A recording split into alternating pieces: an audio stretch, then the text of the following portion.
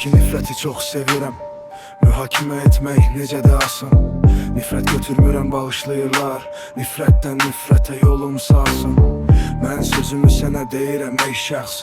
Nifrət hərisiyəm, səbəb sənsən məhz. Nifrətə işləyir məndəki bu nəfs. Sən də nifrət altında qalacaqsan. Nələr isə yazırsan sən elə bil. Əl yazır yazdıqca nə dedisə dil.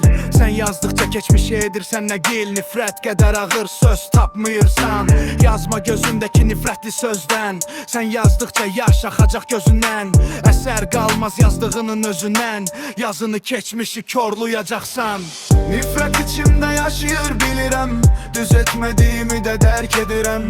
Amma sən verirsən qəbul edirəm. Sən verməsən məndə nifrət tapmarsan. Nifrət içimdə yaşayır bilirəm. Düz etmədiyimi də dərk edirəm. Amma sən verirsən qəbul edirəm. Sən verməsən məndə nifrət tapmarsan.